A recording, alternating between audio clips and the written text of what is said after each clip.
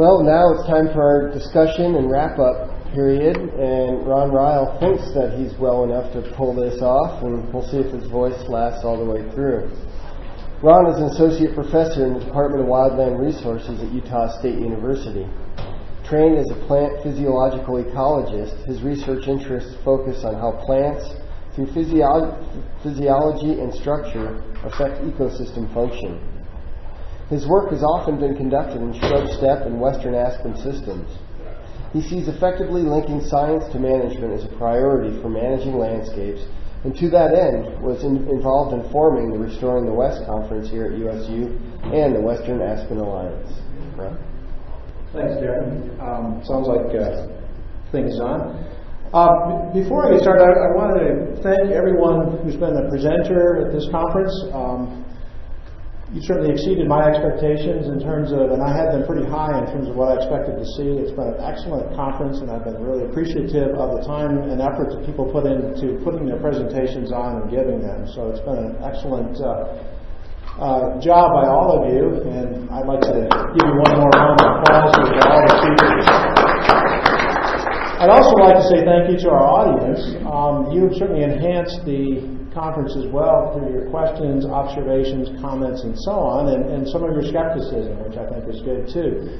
And so to you guys, I also give you a round of applause for all of your efforts. What I'm going to do in a wrap-up here is talk about some sort of general overriding kind of perspectives that kind of came out of flavors out of this. And then I'm going to pose a couple questions that I want to have some discussion on that I think hopefully will help tie together some of the concepts and things that we talked about and some of the elements from these presentations, and also give us some food for thought for how to move forward and so on. So, okay, I think a common theme started with presentation is change.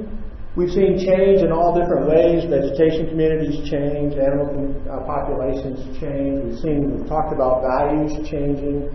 We've talked about how people's view of the world has to change. And so change is a big theme. And there is nothing static, essentially, about our systems, and we can't really pretend that these systems have a static state that will never have change. So change is something that I think was very common throughout the theme. I think it's something very important to recognize.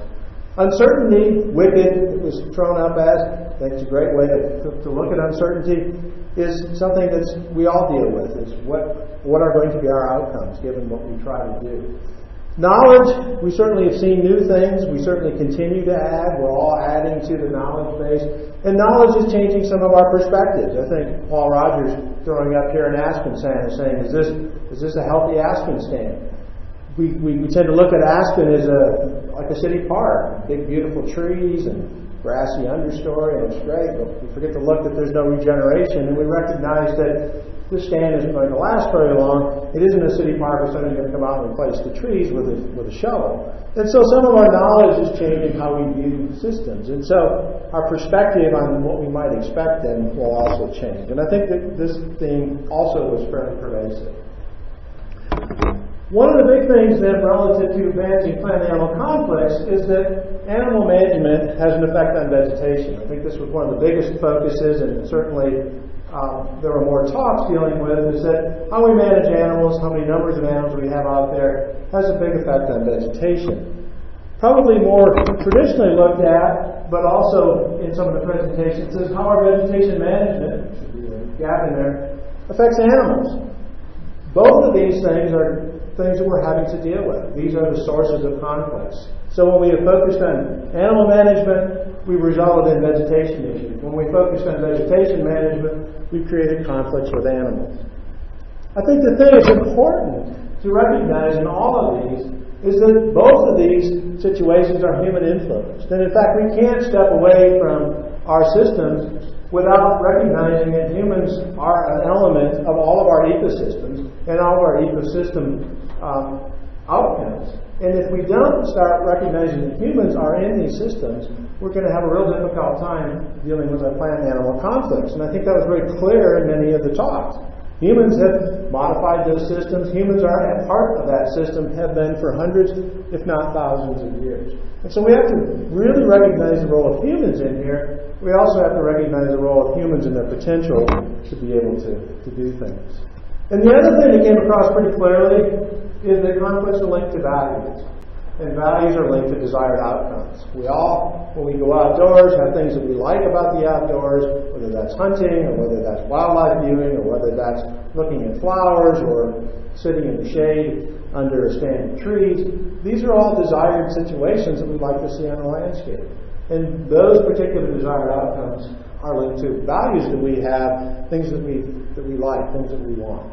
And we talked about how some of those values may be changing within our population, but perhaps even within ourselves. So this was a large, part of what the overall presentations were about, was dealing with all of these issues. And so I'm going to pose two questions I'd like for us to talk a bit about. Is first of all, when we talk about plant-animal conflicts, have these conflicts been effectively documented? And second of all, are they effectively articulated? So in the presentations as you saw, or in your experience in your work, do you feel that the types of conflicts that were presented here have been effectively documented? Or is this situation with elk and aspen overblown? Is this something that people aren't really understanding effectively? This has been well documented. Is it documented effectively throughout the West? And if it is documented, is this being articulated to the right people? So with that, I'd like to open up the discussion. So have we been able to articulate our conflicts? We saw a lot of people yesterday, articulating conflicts. Have they been well articulated? I'm not just reviewing the talks that we have, but I want to get a feel for, are we doing a good job of getting these out there?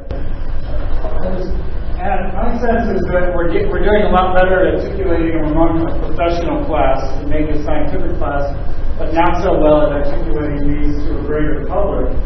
And we always talk about public education, and a lot of times, both from the public perspective and the professional perspective, we have this idea that we're giving out information and they're absorbing it, but we forget there's a feedback loop in there. So there's a lot of interactions that I think have yet to come.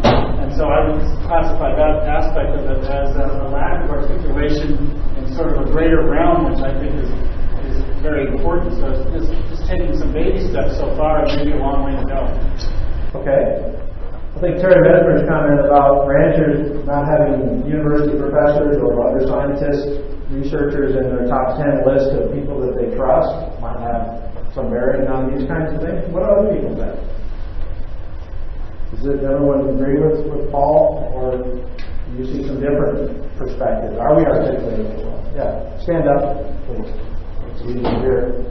It's funny that, kind of in a lot of cases, people, when they had that slide up there that said, why doesn't everyone see everything as clearly as I do? And I think it's just a tendency of people to forget how different other people's perspectives are. And when we were involved in our health planning at Rocky, we had meetings with a huge number of stakeholders, planning or safety-only crowds, and the two big issues we had were reintroduction rules and hunting. And it got to where a lot of times we and the managers didn't even say anything because those two groups were in the room together and arguing it out. And that was really the most effective. They didn't need us to talk at them. They needed to see for themselves that other folks did so different. So it's getting people together and being able to get these ideas out as opposed to someone sort of preaching at them that there was a problem. Yeah. So that's a very excellent point, and perhaps a very effective point that will lead into the second question here in a little bit about what we might try to do with some of these things. Any other comments or perspectives or experiences? Yeah, Ryan. Just going on their last comment, I would participate in the Republican collaboration process. I think it's essential when the public sector engages in it, they use very, very qualified products. Because it's very, very difficult to get two sides to honestly articulate their different views. And the only way that happens is when you have a really insightful mediator who pulls that out and forces them to admit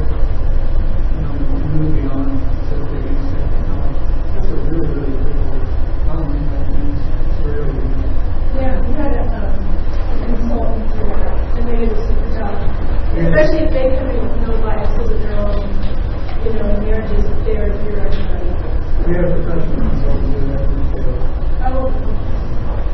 Yeah, it's interesting that you bring this up, because it's one of the things I think that we really miss in our training is that there's a need for these facilitators and moderators in terms of these environmental conflicts. We train people to be resource managers, we train people to be scientists. We don't train people so much to be, moderators to try and deal with bringing together resource conflict and to deal with resource conflict. So those are some really excellent points, I think, that really help us get at this point of how things can be articulated. We may have a good data set, someone else might have a different perspective on it. If they can't get together, we have a problem trying to even move forward, because no one is really understanding what the problem necessarily is. Other perspectives at all?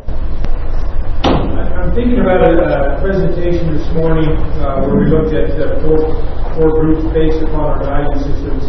The one that troubles me the most is the disinterested group. I'm concerned about,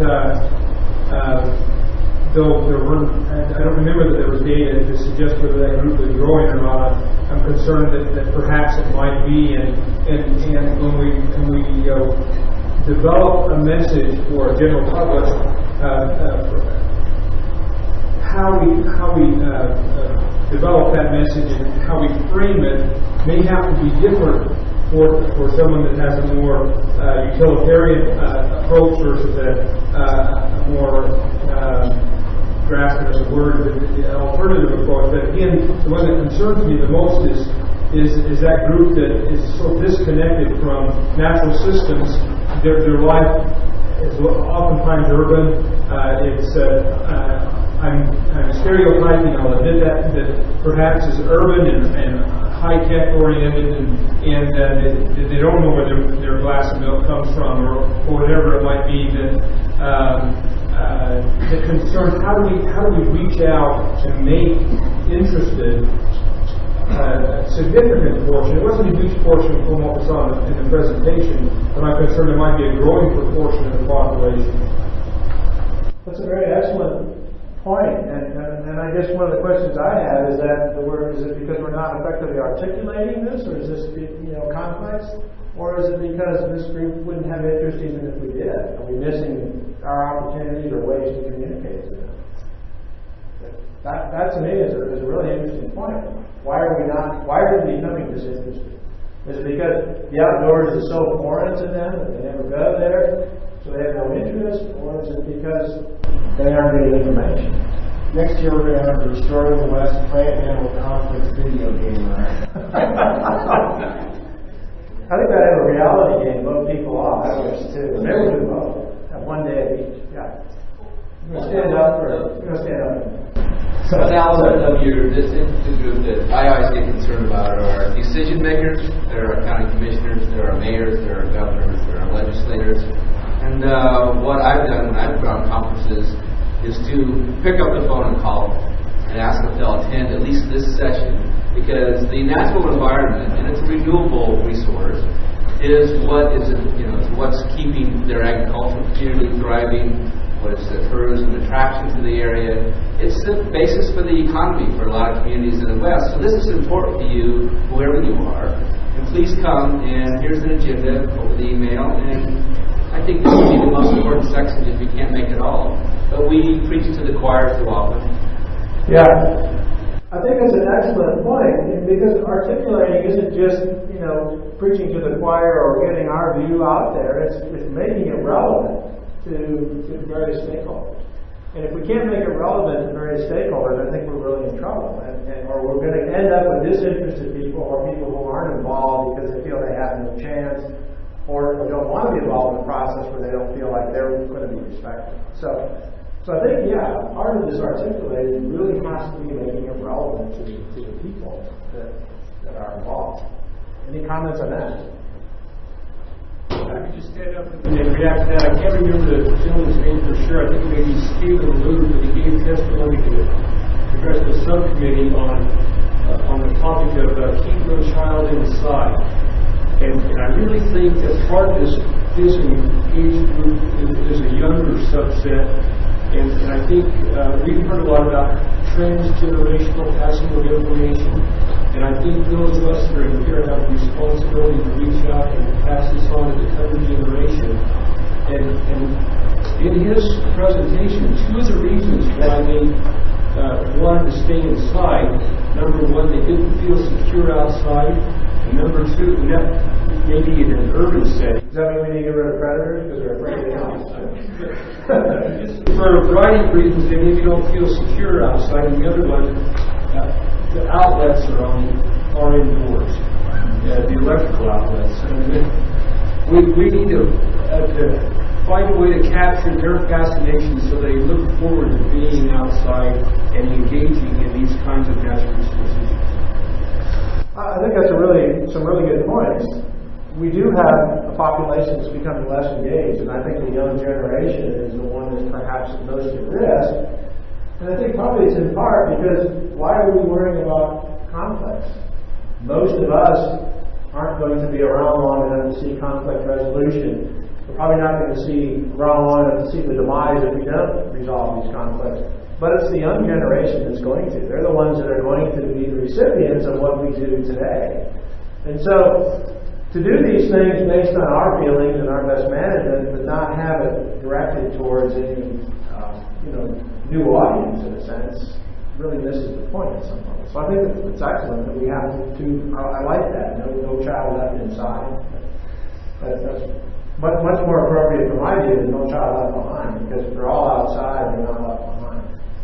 Any other comments? These have been some excellent points.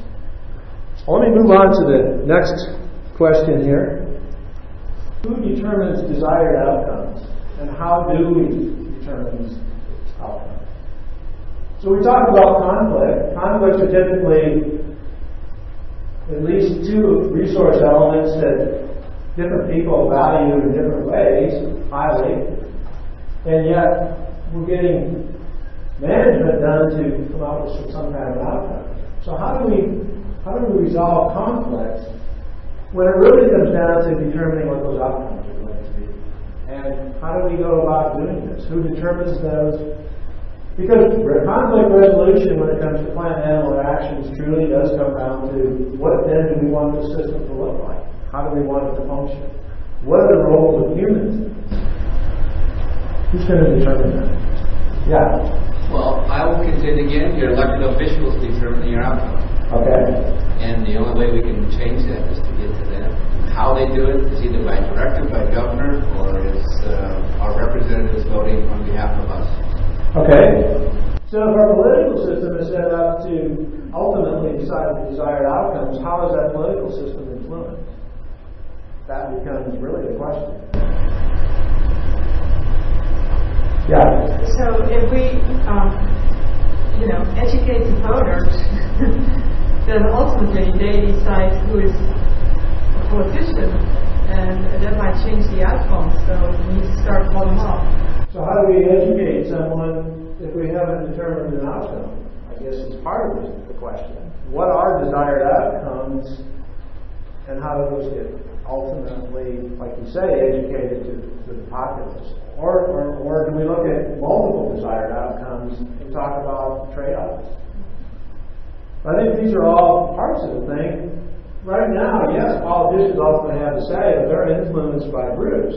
If it's a hunting group, we're probably going to have more huntable animals on the landscape. If it's a group that deals with biodiversity, we're probably going to have systems that have more diversity, or at least that's what someone might try to work towards maintaining. If we're going to have a recreation populace that's vocal, we're going to have recreational opportunities. And those could be whatever the local populace likes to do. Those are going to be things that really drive these outcomes. And so the question is, what are those outcomes as resource managers? What are we looking for? Because those are the parts of things that have to be essentially put back into here and articulated. So we, as resource managers, are the ones that are saying we got a conflict out there. Those conflicts are coming because perhaps we're seeing outcomes that we don't desire. Other people are perhaps seeing outcomes they do desire, and therefore we have a conflict. So, any more ideas? Yeah. Well, if we see that the agencies really have a big role in kind of directing where that's going to go, ultimately the public is going to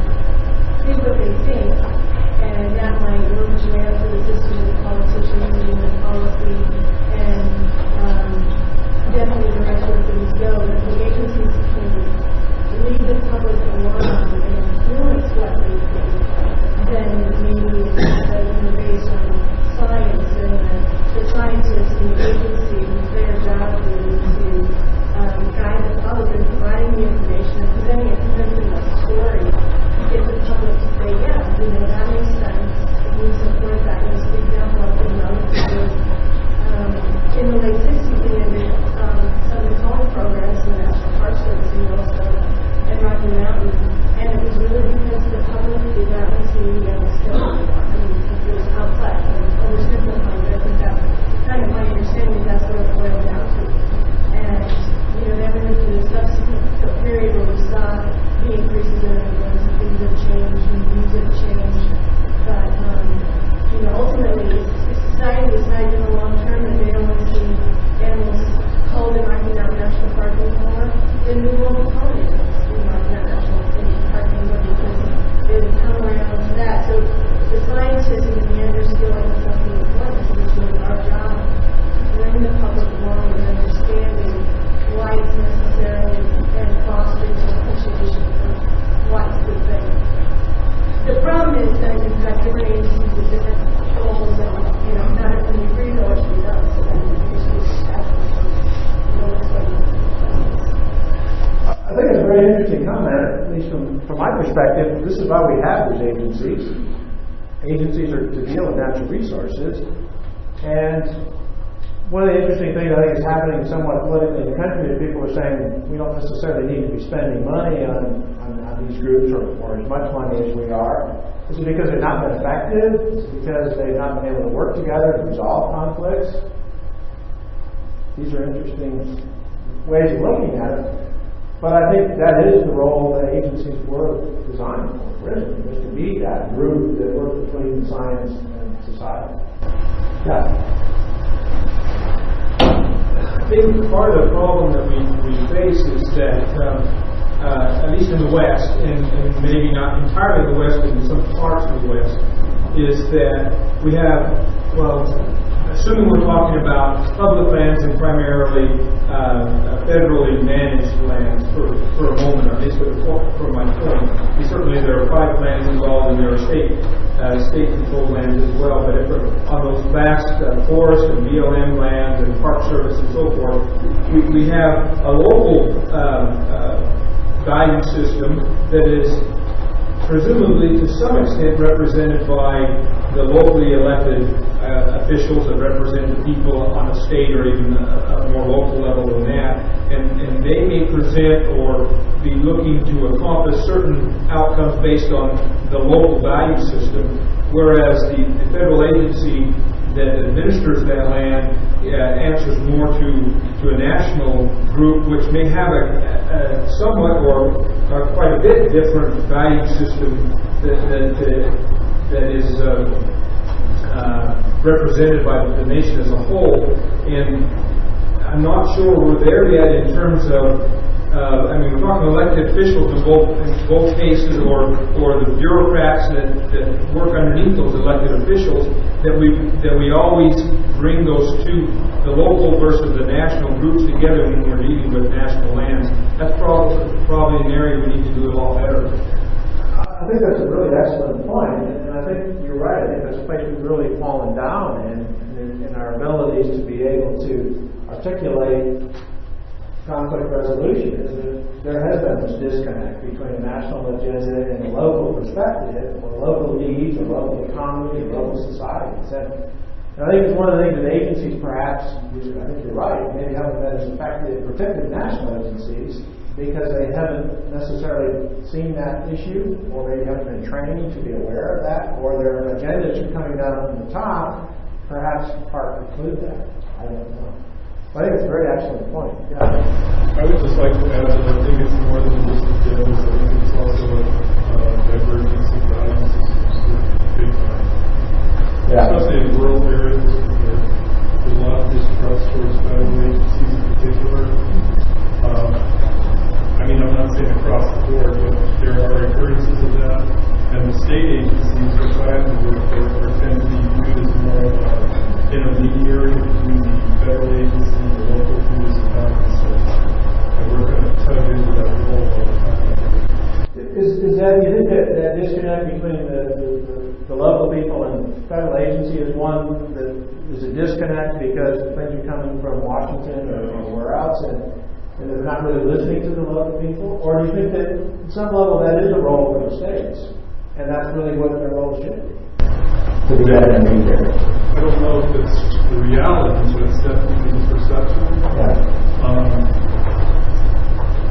Yeah. I was going to say something else, but I lost my train of thought. And I don't know that states consciously want to do that, but I think we're just politically kind of obligated in a lot of ways to serve in that role. At least that's my experience working in Arizona. I come from the part of Arizona where we're doing Mexican wolf reproduction.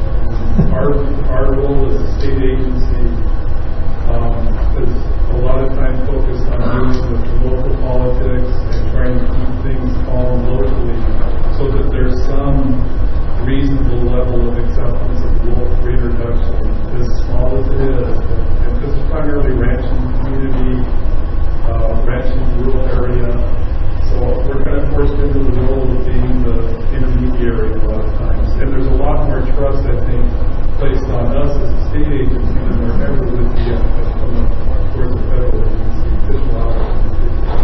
Well, I think what's really interesting is that you said you were forced into that role, but in a sense, maybe everyone ought to be in an agency forced into that role and really having to better understand what's going on locally relative to their decision. One more comment, and then we're going to have to shut it down here. I was just going to give an example. Sort of coming back to this, bringing all the players to the table. So I'm an assistant professor at Oregon State, and this is sage-grouse, sagebrush conflict is new to me. And so I come without bias, which maybe that helps a little bit. So I went to a couple local working groups, and the comments from those landowners, when I got there and sort of said what our research was and described it, and I had my students show up to these local working groups, and so they got to know us. And a couple of the landowners said to me, "It's great to have you here because all the agencies have an agenda, and you don't." And it's again, I think it's that perception what they have, and this has been a local working group that the agencies have been working with for a long time, and have a really good relationship with them, but they still have this perception that there's an agenda, and that they're being forced into something. And so I think having more people, including students, including academics, in those talks might help that a little bit.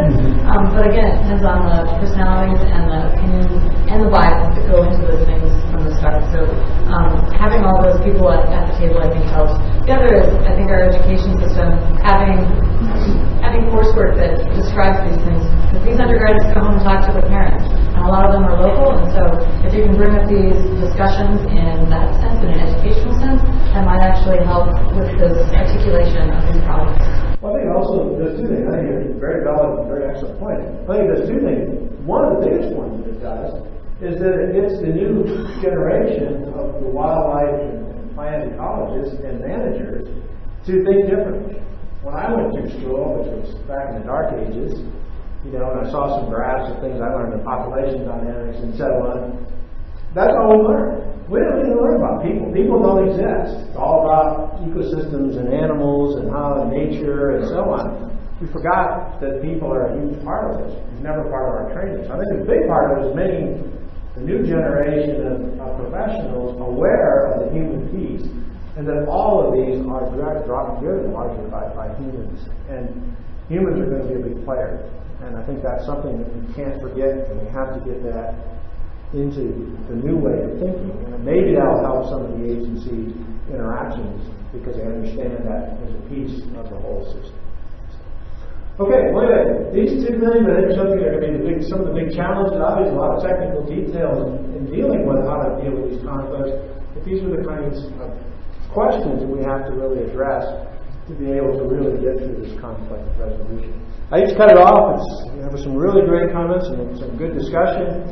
But I want to thank you again all for coming. It's been a really great experience, certainly for myself and others, people that I've talked to seem to have been having a good, enjoyable experience as well. So hopefully it was a good experience for you, and hopefully we'll see you next year. We're still working on the topic for next year, and we'll have that out as soon as we can.